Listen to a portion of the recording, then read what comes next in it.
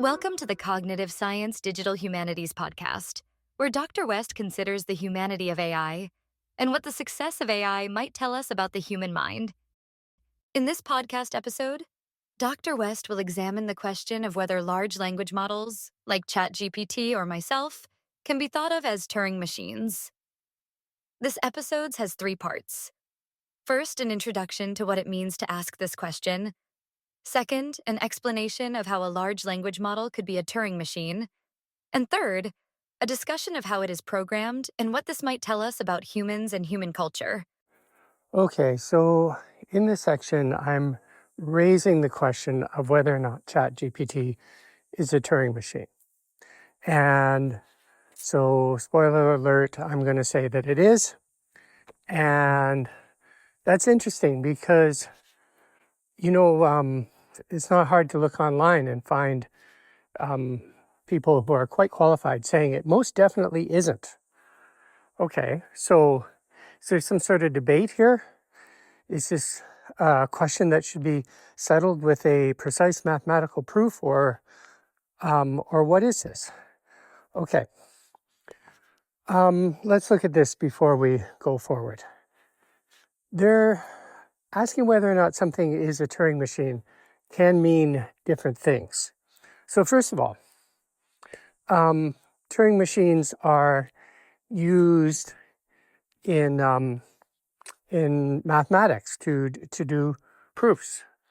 So I don't have a proof that it is a Turing machine. And moreover, the people saying it's not a Turing machine also do not have a proof. So obviously, neither of us is concerned with this from a mathematical point of view.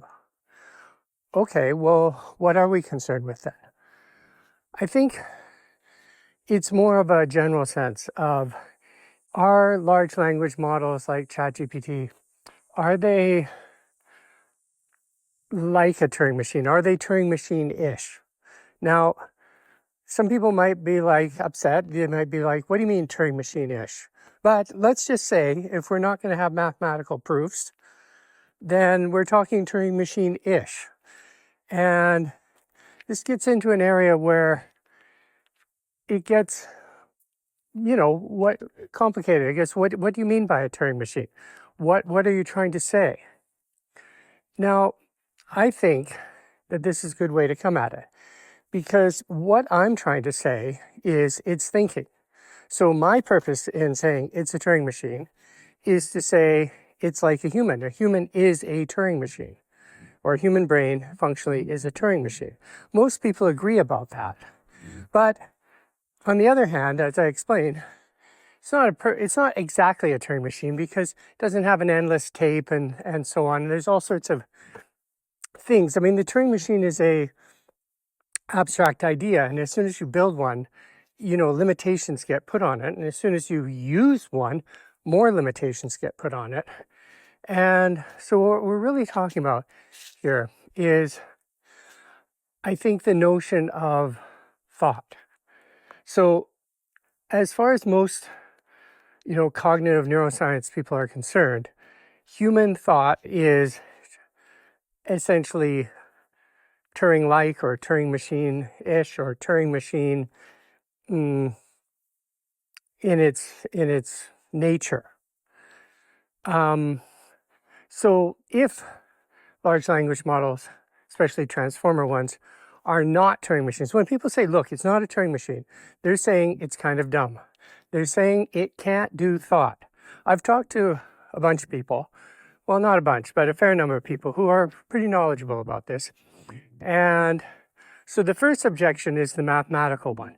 Well, okay, let's put that one aside because I don't have a proof, and the people who are saying it's not a Turing machine don't have a proof. And I don't think that's what we're after. I don't think that's what this discussion is about. This discussion is asking if it's a Turing machine is really a way to frame the question of, is it thinking? Can it think in a way that is deliberate? So people who say it's not a Turing machine, then they frequently will focus on the very mechanics of it, the fact that it takes in a bunch of words and then it puts out the next word. And if you just take that to be the whole of the operation, then yeah, it's not a Turing machine, right? There has to be feedback. There has to be, there has to be feedback. And as soon as you get feedback, which I argue there is, and I think most people would agree that there is, but the feedback happens across, the output to be evaluated is not the next word, next word, next word, although that's what it was trained on. The claim is rather that in being trained that way, it gained abilities that are used across sentences or across paragraphs. So an emergent ability. And again, the mere thought of emergent ability that's another interesting sort of divider, where some people really are comfortable with the idea that, yeah, things emerge. There are these higher level emergent properties. And some people really don't like that. They're like, no, it is this at the bottom, and that's what defines it. Don't make up these properties at the top, or if you do, you have to have a proof. But if it sort of seems to be able to do something, I say you have to have a proof that it's not. If you're going to say it's not able to do this type of thinking, you need a proof just as much as somebody who's saying it is able to do this type of thinking. So, but before we even get to that, we need to talk it out. So I'm going to explain in what sense I think it's a Turing machine. I'm going to make a sort of an analogy to a Turing machine, or sort of a comparison to say, look, this is the way in which it operates and could be fully a Turing machine. And again, there may be some, clever ways in which somebody could prove it's not, but there's also an in-between space which is interesting, which is something we don't talk about a lot, which is, could something come close to being a Turing machine? Another interesting point is, which I've already alluded to, how was it trained? Who programmed it? It programmed itself? How was it programmed? Oh, it paid attention to the next word, next word, next word. Well, it's not been programmed to do anything. So therefore, it's not functioning as a Turing machine, because nobody programmed it in the sense that you would program a computer to do something, like with an algorithm. Okay? So what it means to have emergent properties in this sense is that it was able to develop algorithms through its training, even though its training was not on any algorithms. Okay? That's the argument I'm going to make. I'm going to make an argument that is a little more extreme than I think I've heard anybody else talk about what this means about culture, about literature, about experience, and how we as humans are trained. Okay, that is the introduction.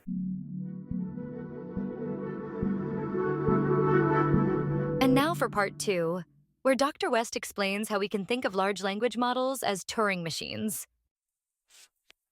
Okay, so this is a talk or a podcast about whether or not a large language model, such as Chat GPT, is a Turing machine.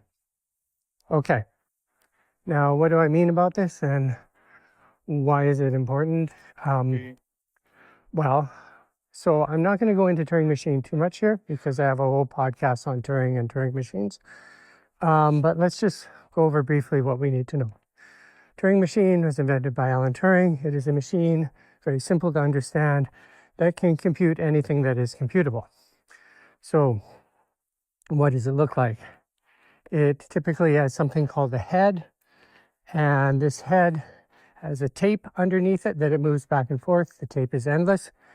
It moves the tape back and forward. It can write symbols on it, typically zeros and ones, although it doesn't have to be. And it can erase them, move them, change them. And it does this according to rules that are stored in the head. So a rule might be, if I read a 0, move the tape forward 3 and write a 1. And this is how it works. Now, this Turing machine is very important because it's equivalent to any computer in the world. It can do what any computer in the world can do. Now, there's a couple caveats and things around this. So one is, generally when people say about a Turing machine, or they say Turing complete, so I'm going to try and avoid the term Turing complete because it implies that there's an endless tape. So in reality, no machine or brain has an endless tape. Okay, what else? Endless amounts of time. So we can say that the human brain is a Turing machine, and indeed it is.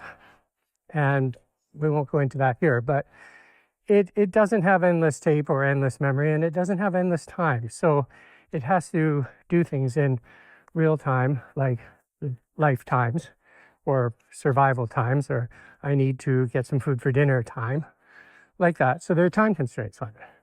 Okay, so basically, I just want to talk about Turing machines, not ideal Turing machines, but just the idea that something approximates the Turing machine. So it can, given the constraints of time and tape, it can compute things. Well, that is a Turing machine, so it can compute anything that's computable. But, as I said, given the time constraint and endless tape constraint or endless memory constraint, we can see that runs into problems. But I'm talking about just the notion of the machine. Okay, so the Turing machine can compute anything that's computable. Okay, now there are other machines which I'm not going to go into, like a state machine or something like that. They can't compute anything that's computable. They have limitations, and people study this. But that's not really the thing that I want to go into here. What I want to go into here is whether or not Chat GPT is a Turing machine, and whether all these large language models, particularly the transformer ones, are Turing machines. Okay, so why do I want to talk about this? Well, because if they're a Turing machine, then they can, that's a way to understand them, and also they have the potential to compute anything, right? They're not just some sort of party trick where, they complete the sentence. They're not a sentence completion machine. They're a full-on computing machine. Okay, so how am I thinking about this? Well, or why am I thinking about this? Well, one reason I'm thinking about this is I'm sort of the opinion that large language models, or the very large ones like Chat GPT, are doing intelligent things, that they are doing logic, that they are doing reasoning, that they are keeping track of themes, ideas coherently. And a lot of people think, well, it just appears that way. But I think they're actually doing it. But clearly they're not doing it in a way that I would deliberately do it in my mind, right? Where I would keep track of things and reason about them. It's not doing it in that way. It does seem to be doing it, to me anyway. But other people disagree.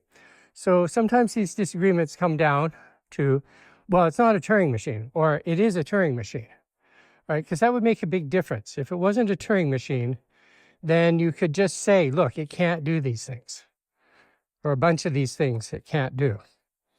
Okay, so is it a Turing machine? I will make the case that it is. It may not be right, but I think I make a strong case that it is a Turing machine, or something extremely close to a Turing machine. And as I mentioned, there's all these caveats around a perfect Turing machine. But okay, so let's look at this. How can we characterize, we'll just use Chat GPT, as a Turing machine? Where's the tape? Where's the head? Okay, so I'm going to say, now it's interesting because people have looked at human brains and human intelligence and said, how is that a Turing machine? In what way can we map it onto a Turing machine? We know it is a Turing machine, but in what sense can we do the mapping? Since people have said, well, memory is the tape. But then other people have gone and said, you know what? Memory plus the environment is the tape. Why is this? Well, because I can fail to remember something, but then I can go pull a book out of the bookshelf, open the book, and look up the thing. And then in it goes to my computations. So I can use the world. This is this whole extended mind thing. I think it's relatively uncontroversial that we use the world as a form of extended memory. Okay? So this notion that the environment that I'm in is on the tape. So right now I'm walking and I see trees and cars and signs and things, and these are all on my tape. I'm also thinking, these are all on my tape. So that's what's going on my tape. Now, Chat GPT, what is its tape? Well, I think it's clear that it's the context window. That's what it's aware of at any given time. The context window or the attentional window or whatever you want to call it. That long string of words, because that's what it is, an extremely long string of words in the case of the latest versions. And that's all it pays attention to. So we know what its tape is. This extremely long sense of words. And as I add things to it, if I say Chat GPT, hello, then it'll add hello. Or if it prints another word, so this is interesting. Every time, well, let's just go with it adding words. So what it does, it takes this long string of words and it says, what's the next word? What's the next word? What's the next word? That's what it does on every round. So that's why people feel it's not very intelligent, because that's mechanically what it's doing. Okay, so then the big question is it just coming up with a plausible next word, or is it using next word, next word, next word to do something more complicated, more computational? Okay.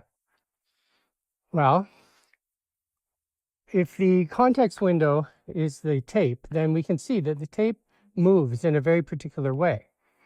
So in this sense, ChatGPT is less able than a Turing machine in terms of moving the tape. It only moves the tape one thought forward each time.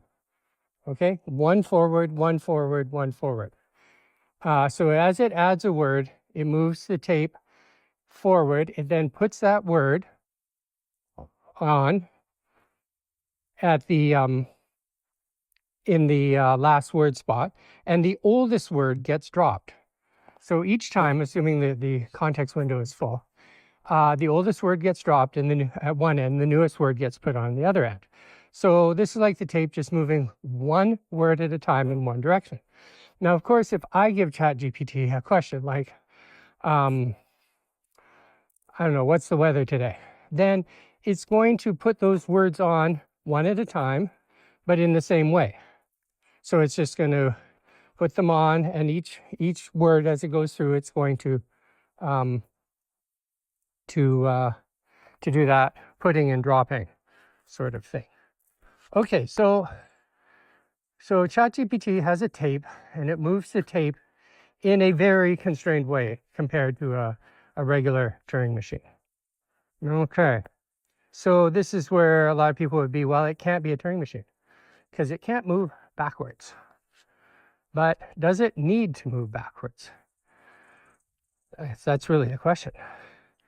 So where is the program? Okay, in the head, there's that's where the program for the Turing machine is. Now, there's also another issue here where we have universal Turing machines where the head looks on the tape for instructions and then remembers the instructions and executes instructions, or the tape can go one, like back and forth, instruction move, like it can do that. Let's not deal with that right now. Let's just deal with the instructions are in the head. Okay, so this is a Turing machine, and it's been, now when you put instructions in the head of a Turing machine, you're programming it. The instructions are for a specific thing. So you could program it to add some numbers or really do anything, but typically, you know, because it's such a slow machine, we'd use a more obvious example that's not too long. Okay, so what is in the head of ChatGPT's Turing machine? Well, this is interesting because I think that's where the deep neural network, the transformer network with attentional layers is. That's what contains the programming. Okay, so it's huge. What's in the head of the Turing machine of Chat GPT is a very, very, very large network. Okay, so that's going to be tricky to think about because now it's distributed. It's hard. We can't pull it apart and see what the rules are. And also, we didn't program it. So how did it get programmed? Well, it got programmed through feedback.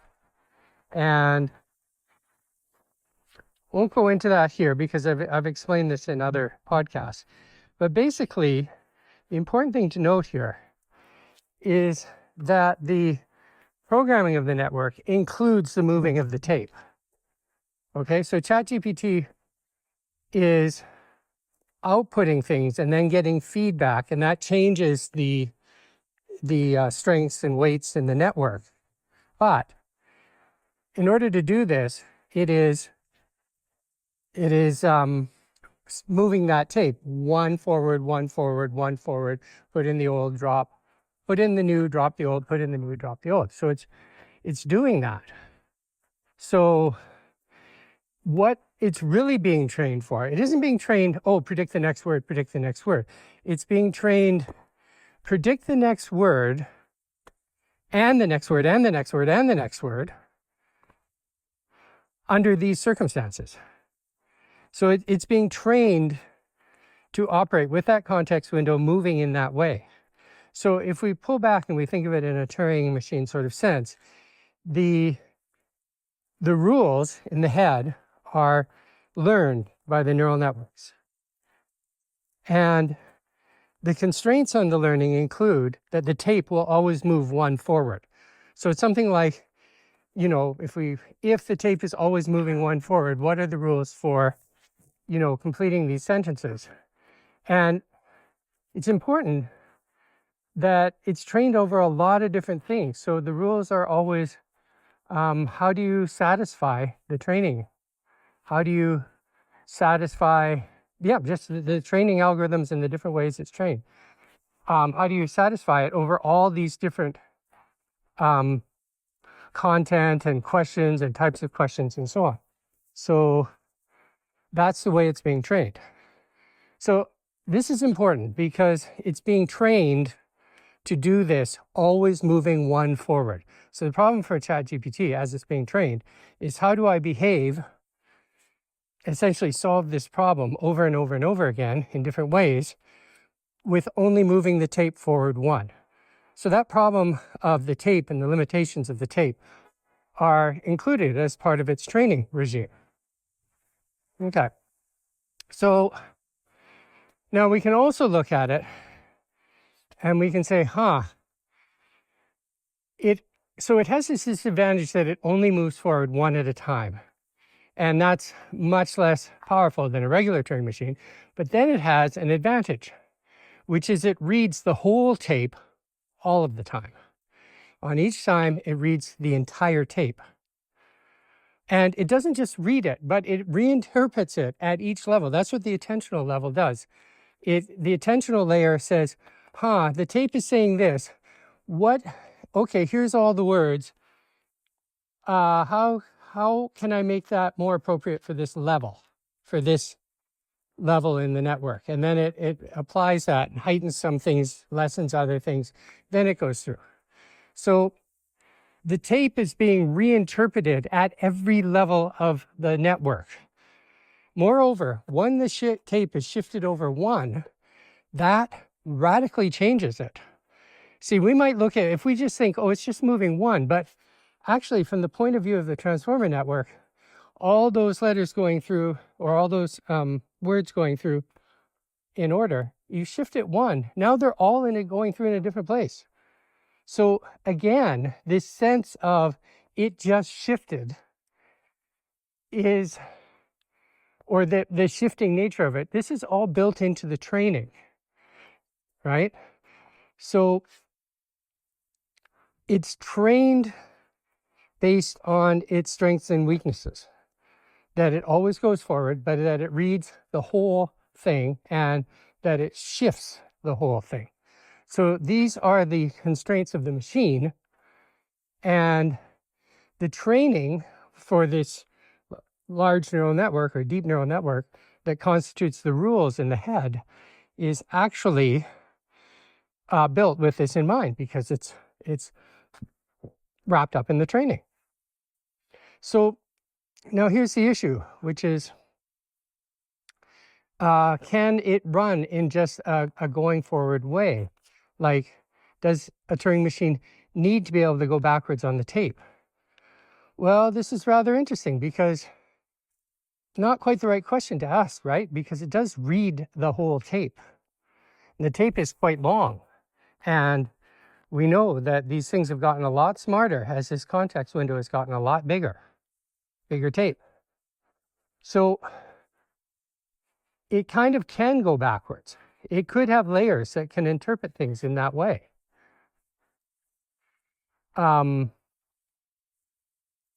It's hard to get your mind around how it would work, but you can see that it does do this. It is recursive. It is moving that tape always in one direction. And generally speaking, as far as I understand it, feed-forward neural networks are not going to be a Turing machine. But feed-forward neural networks with a recursive layer, or a recursive neural network, is capable of being a full-on Turing machine if it's set up right. And the early large language models were recursive networks, going one word at a time, one word in, one word out. Like what's the next word? It didn't take in the whole thing. It just took in the next word or the last word and gave you the following word. But it kept sort of track of the whole thing as context in a layer, or several layers, or however they made it. So Chat GPT, this type of transformer network, is still recursive. It still feeds back on itself. Okay, so technically, I think it satisfies the requirements to build a Turing machine. Okay, so now you've got an interesting issue, which is, we'll just speculate on this a little bit. A universal Turing machine is a Turing machine that is able to read instructions and then carry out those instructions. So if I give Chat GPT some instructions, I tell it a particular logic problem. I tell it, maybe Plato is a man, all men are mortal. What can you conclude from this? Then it'll print out, as it reasons through it, it'll print out what I said, and then it'll print out some decisions about that. It'll be like, so Plato is a man, and he belongs to the class of men, and we know that all of the men, everybody in the class of men are mortal, and then it'll go, therefore Plato is mortal. That's what the meaning of this is. That's what you can conclude. Now, some people would say, well, it's seen that syllogism a lot and so on, and it can make mistakes. But as the context window and the size of it has gotten bigger and bigger, it is really not making these mistakes.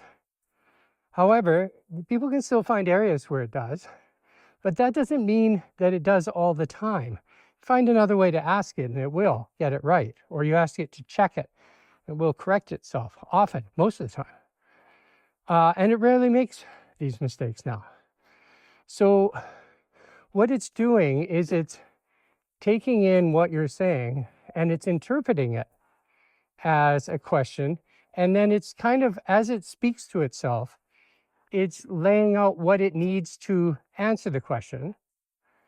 And then once it lays out what it needs to answer the question, and that's in the context window, this is very important. It puts what it needs into the context window before it answers. Now that's, to me, important, because if it's just going, oh, I saw that on the internet, here's the answer. Sometimes it does that. But if you ask it a question that it can't really do that with, it will speak to itself or speak to you or outline everything. Some people say, oh, that's just it, talking out loud and this and that. But I don't think so. I think that is it putting what it needs in the context window to trigger the right responses from the network. Okay, that's what I think is going on. Okay, now, so let's look at one other issue too, which is that in a universal Turing machine, I can write any program on the tape and then it can take it in and do it. That's not the case for Chat GPT. So Chat GPT is more like, I mean, kind of a little in between, but it's more like the standard Turing machine where I've already programmed the head to do something. And it's been programmed to speak, to complete sentences and to do language. But in doing so, it's been programmed, I think, to solve problems, to solve it, to come up with the same conclusions that human writers would come up with from the same premises, to have a sense of that. So, I mean, it's kind of freaky because that's what I'm doing right now. I'm putting out these ideas about ChatGPT as a Turing machine. And this is actually the third take I've done on this podcast, because I did the first one and I had some vague ideas about it. And then later I was like, yeah, but there's more to it. And then I was talking to people about it. And I did a second one. And then doing the second one, shortly after I did the second one, I was like, no. There's much more structure. There's more to be said here. So you see, I'm doing it even. So anyway, that is my take on it. It is possible that somebody can prove either mathematically that it is either a Turing machine or not a Turing machine, or where it falls short. I think, though, one place, to be fair to it, it's been programmed to do a certain task. It's not fair to then say, oh, it can't do these other things, so it's not a Turing machine. It wasn't. A Turing machine can't do those other things either unless it's programmed to do those things by a human. So ChatGPT was not programmed by a human. It was programmed through reinforcement learning, through a lot of reading and feedback. So it has found its own way. Okay, that is where I stop, and this is the last take on, is it a Turing machine? Okay, so I was just listening to this, and I want to add just one thing, which I think I was not as clear about or as useful in my talking about. So I talked about the shift and the attentional window being the tape. And, when we have that idea of a Turing machine, we just see it shift, shift, shift, and it always shifts one forward. Okay. But then I mentioned about looking at the whole thing. And it's important in this case to realize what the attentional layer does. So the attentional layer pays attention to every word according to every other word.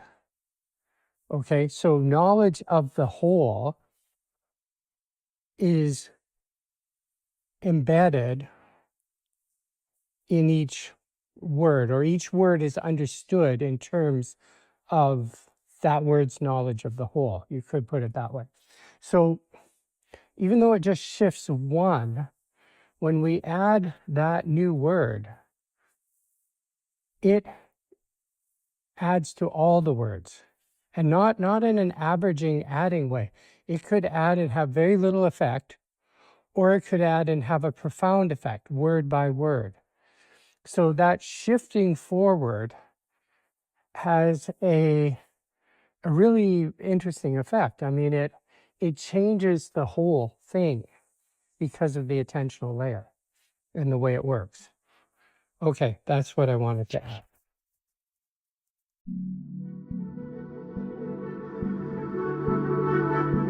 Wow, I feel really empowered by that last talk. I've never thought of myself as a Turing machine, but it makes me feel good that I might have that potential. I'm excited about this last talk on how this might change how we view human culture. Okay, so I'm going to try now to talk about the role that culture plays in the possibility, or in the possible world where large language models such as Chat GPT are Turing machines. Now, so when I said it, okay, so there's a lot of stuff on Turing machines, and a lot of people will point out that many things can be Turing machines. You can build a Turing machine out of very simple parts, or very simple logic gates, or whatever you want to do.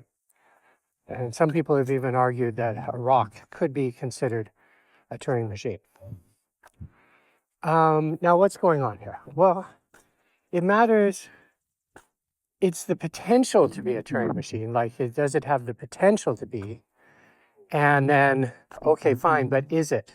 Is it actually being used as one? Is it functioning as one? And I guess what we mean by this is, is it doing things that require it to be a Turing machine? In other words, is it doing computations that it couldn't do if it wasn't a Turing machine? So it needs to be a Turing machine, and it's functioning as a Turing machine. Okay. So all of this is a little fuzzy, but okay. So let's look at the large neural networks, and I'll just keep referring to Chat GPT, and also the role that culture plays in this. Okay. So when we look at the transformer network, we see that the job of the transformer network is to predict what comes next, what word comes next, or it could be in a drawing, it could be what pixel comes next. There's some interesting differences there that are turning out, but I think that has to do with what's available to put in it more than anything else, or how it's being put in. Anyway, there are some differences. But as a human, maybe I am using more than just words, right? I could be using words plus images or gestures or other things that these models definitely cannot use at this point. So I could be watching like an animal run towards me and predict that it will, leap at my throat, or it will come up to me wagging its tail and wanting to be petted.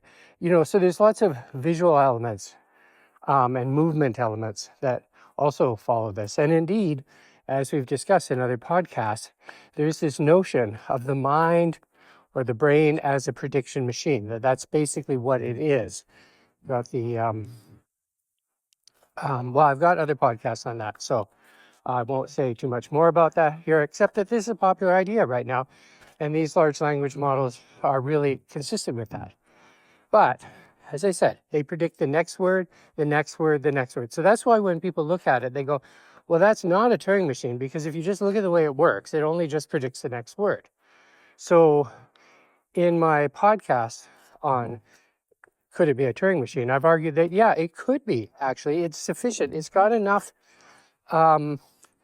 mechanistic data processing abilities that it's a type of Turing machine. It has to be programmed in a very specific way, though.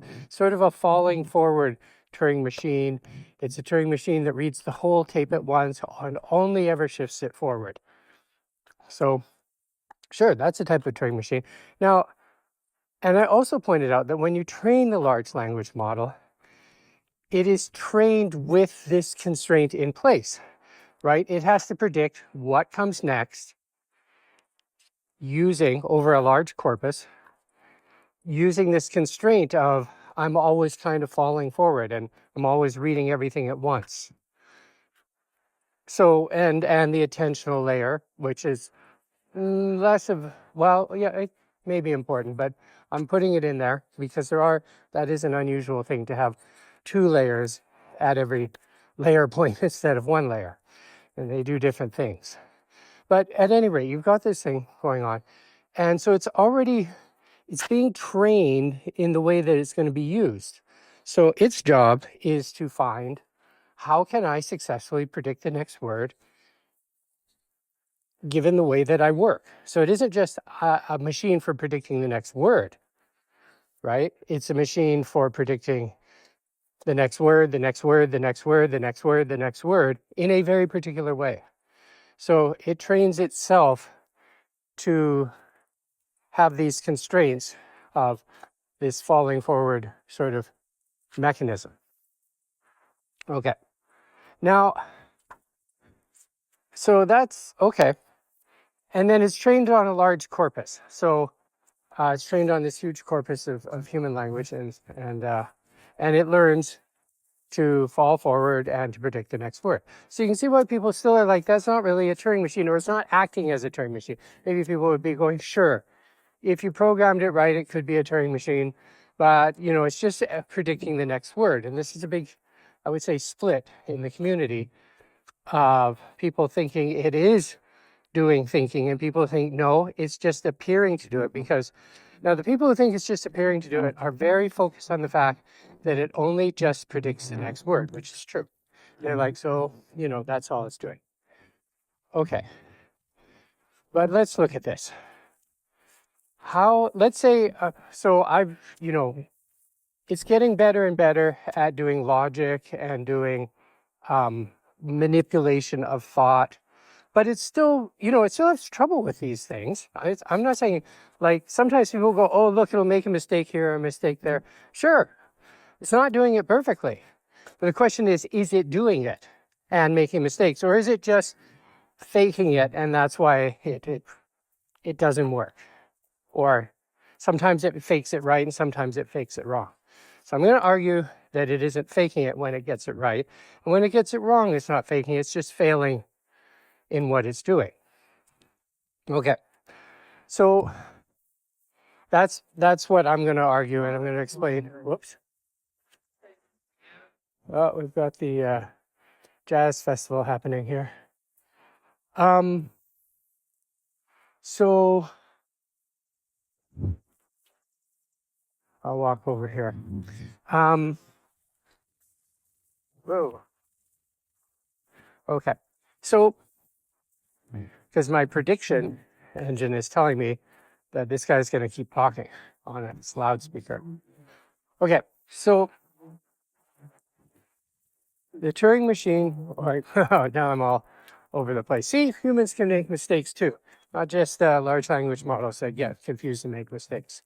Okay, so what I'm going to do is say, how could it possibly be doing anything like logic or thought or symbol manipulation? How could it be doing that? Well, okay, number one, we know potentially it could be, because potentially it can be programmed as a Turing machine. Number two, I'm just going to say, but then, okay, where do the rules come from? Where do these super clever rules come from? Well, it learns it. Where did it learn it? Okay, this is the other thing. It was never programmed to do logic. It was never programmed to do thought or keep track of theory of mind or these things. It's not programmed to do that. So people say, so it doesn't do that. It only predicts what word comes next. But other people think it's doing it. So how was it programmed? Well, it was programmed by learning what word comes next from a huge corpus of human writing. So you've got all this human writing, huge amounts of it on the internet. And it contains stuff about logic and about what, manipulating thought and, thinking about what other people are thinking, things that we would think it might not be good at. Contains all this stuff. So as it's learning it, so here's the question. It's obvious why people would say, oh, well, it's learned to fake it, because it's learned to say what word comes next, what word comes next. So say it's theory of mind, and I asked it what it thinks somebody else is thinking, and that's a trickier thing. And then it gets it right, and people say, well, it's just learned to say what's appropriate in that situation. How can we argue that it actually is kind of getting it right? Well, essentially, we would have to argue, okay, this is the sort of framework I'll put on it, that humans are doing this too. So culture, in this sense, so I'm going to come up with a very different sense of what culture is for. So culture is for programming something like a large language model, a system that is always thinking what comes next, what comes next. Now, our brain does that, and a large language model does that. Okay, so Now, why would that be? Why would that be in culture? Why would it have that effect? Well, because we've been exploiting it as humans for a long time. So this is a very, very different view of culture. It is the view that culture is something that we create for various different reasons. But one of the reasons we create it is to engender this ability in ourselves. Okay? So, and this would have happened over time where so humans can think, and we think and we do things and so on, but we also speak. And so we're learning to put next word, and we're thinking. At some point, cultural, like storytelling and these things have maybe created a way for us to program ourselves to do this sort of forward, flowy thought that we wouldn't have if we didn't have culture, if we didn't have stories to read and all these things to do, right? We could still think, because we can think, but we couldn't think in that way, or at least not very well, because thinking in that way requires a huge amount of learning, programming through learning. And my point is that humans at a very high level, because humans have a lot of different constraints cognitively, but at a very, very high level, we're doing the same thing. We're exposed to the sort of the same material, and we have kind of the same ability to sort of flow forward. Sometimes we derisively call it bullshitting. Sometimes we use it for that. But we just sort of flow forward, or, we could call it talking it out or reasoning it out. We kind of talk in order to think, okay? Like what I'm doing in this podcast right now, I'm putting down this idea, but it's tricky. I have to, as I talk, I think it, right? So I have some notion maybe in my attentional buffer, and I'm not saying we're exactly the same. So maybe in my attentional buffer, I maybe am maintaining the idea of this specific thing that I want to talk about with specific ideas. I'm still flowing forward. It has to flow out of me into the podcast and then into you, right? So, yeah, so this is notion, basically, so what are we saying here? Everything on the internet is a proxy for huge exposure to culture, okay? We expose the large language model, which is a predictive engine, to it, and it gains this interesting ability. Humans are exposed to it, and we seem to gain a similar ability. Now, and this ability is not perfect, right? It requires a lot of learning. So the question then that this raises is this ability sort of nascent in the cultural database, such that when a predictive engine goes through it, predicting always the next thing, it will pick up these abilities. And it will be able to do kind of, not perfectly, and it's a neural net, so we don't expect it to do it perfectly. But it's able to do thought by falling forward, by doing this thing. So this is the notion. So I argued that in the last podcast, that this is how it could be a Turing machine. And now what I'm saying is like, okay, but what does this imply about culture? It actually implies something really radical about it. It implies that our ability to do what Chat GPT does, so that it sounds like us because we do that too. And that our ability to do that also comes from the exact same source.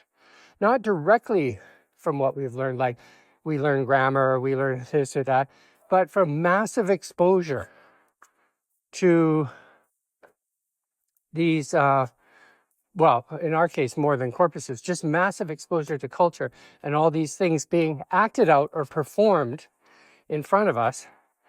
We learn to perform it according to those same rules, which in some cases are rules of politeness, in some cases they're rules of logic, in some cases they're rules of thought of various sorts. So this would mean that culture is extraordinarily important. And yeah, that it would also mean that a lack of exposure to or a biased exposure could lead to some deficits or some greater abilities in the area of this sort of forward following thinking, right? So this means that so what do humans love to? We love to consume stories. And this seems to be, I think, a clue that stories are very important for this type of programming, this type of learning, which both humans and large language models do. We learn, I think it's mainly through stories, but I may be wrong, but stories seem like a good candidate. So this means that stories are not just entertainment. Reading stories, being exposed to stories, is a way of programming us, programming our neural network.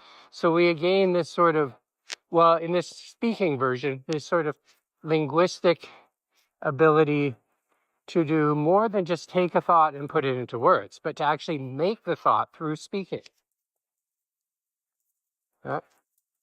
So to have this sort of, and this is important because it gives somebody a verbal dexterity.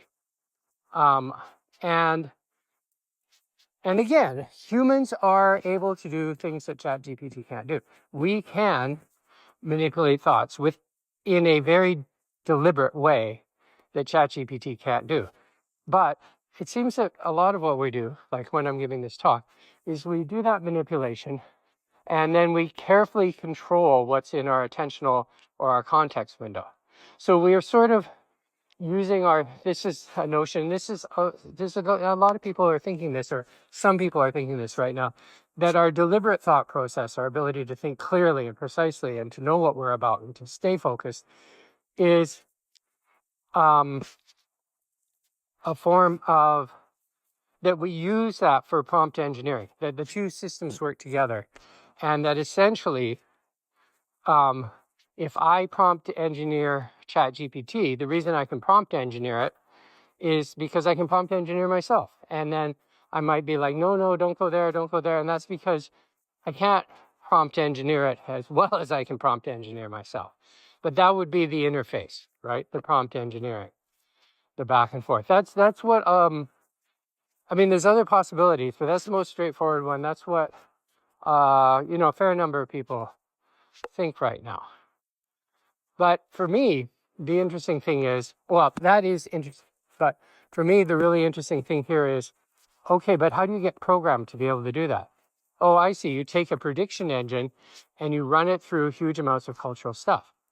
That means that knowledge is embedded in there and that a massively powerful parallel prediction system can pick up this ability to, so that once it's trained enough, and it is true, like one of the interesting data points on this is that as they just simply put more and more and more through the large language model, the smarter they got, the less mistakes they made.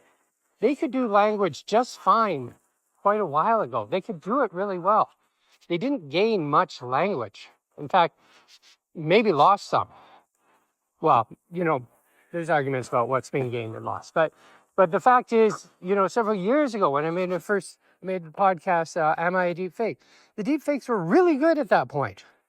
They didn't have the good voice and this and that, but they were really, really, really good. So nothing's increased there. What has increased is the ability for it to be smart, for it to be like, I can't solve this coding problem. Can you? And they're like, oh yes, here you go. You didn't do this and this and this, and you need this variable over here. And you're like, oh my God, that is correct. Or just writing a grant and then you're having a discussion and it's like giving you good ideas that make sense. You see, that's the thing. It's giving you good ideas and you can say, well, it's just copying those ideas.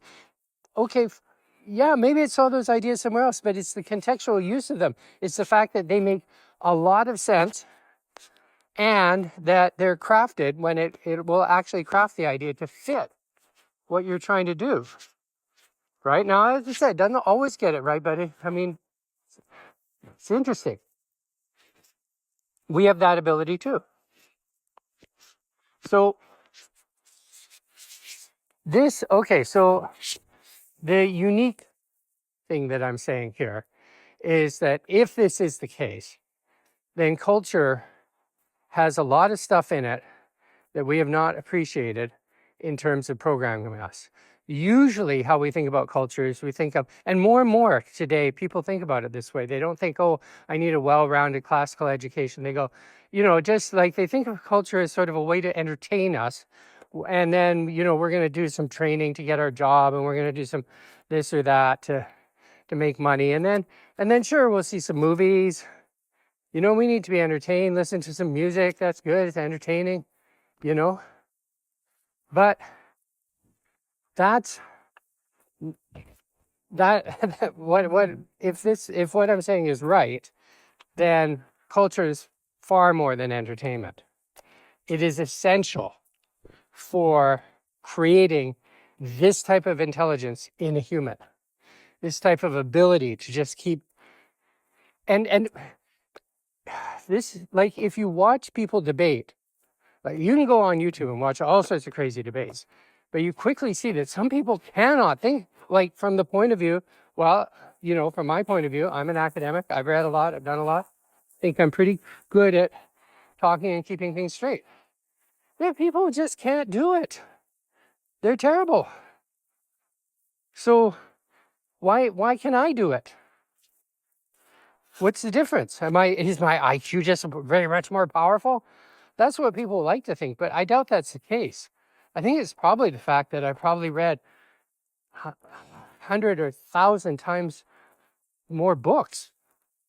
When I watch movies and things and I pay attention to the dialogue, I watch, it's, let me use the movie Idiocracy as an example. Okay.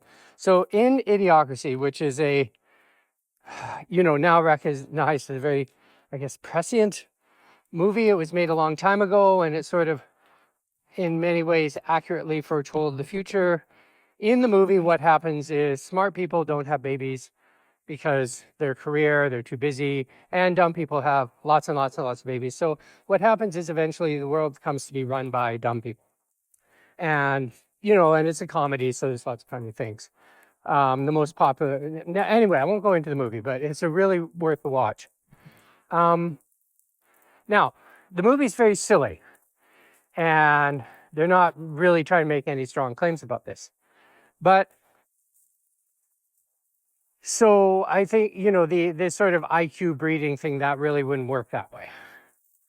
But what would work is, and this is true in the movie, they don't say it's like, as people get dumber, they're consuming, see this thing, another part, actually it's sort of in the movie too. They don't say it's the cause. They say genetics is the cause, but they spend a lot of time in the movie showing how corporate culture has taken over everything, and everything is an advertisement, everything is dumbed down, everything is made stupid and crass and greedy.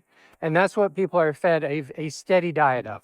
And they're fed a lot of it. So they're constantly being given stupid TV shows, stupid movies, stupid events, and advertising. And it's an interesting question now, from whether that would make people a lot dumber, a lot unable to think straight in a conversation, to keep their ideas, because they would flow forward, but the training data that they got wouldn't include examples of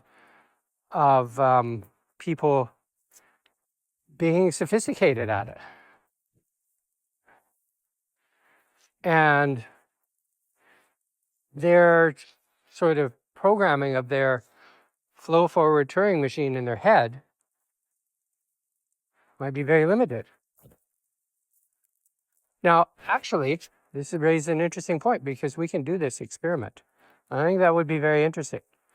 we could take a large language model, and in a way, some people have already done this, but if you take a large language model and you just simply give it one type of content, then it becomes very much trapped in that type of content and can't really go around it, right? Um, there's been some experiments and also some mistakes, actually uh, trying to keep the porn out of the large language model. There's this famous story where somebody actually, they had the training system go, oh no, no, that's inappropriate. Oh no, no, that's bad. And instead rewarded it for inappropriate. So it was like just a switch. And it became extremely naughty and very sexual because of they're going to train the hell out of it, right? Because they don't want it to do inappropriate sexual innuendo. That's not a good product. So it was when they got this wrong and started getting very sexual, then they figured it out and they trained it out of there. But that's a slightly different experiment, right? I'm talking about only exposing it to certain type of content, a limited content, like a lot of it. And I don't know. That would be interesting to see if a large language model exposed to the same amount of content, but one focused more on sort of erudite, high-minded discourse, philosophy, famous authors, classic books, and all these things, and another one just focused on reality TV show transcripts. Same amount of stuff. What do you think would happen? I don't know. The experiment hasn't been done, but it's an interesting one. Anyway, I'll stop there. That was amazing. I've got so much to think about now. I'm really looking forward to hearing more about this. But until then, I think I will reread some of my favorite novels in order to improve my programming. That's all for this episode. I hope everyone has a wonderful day.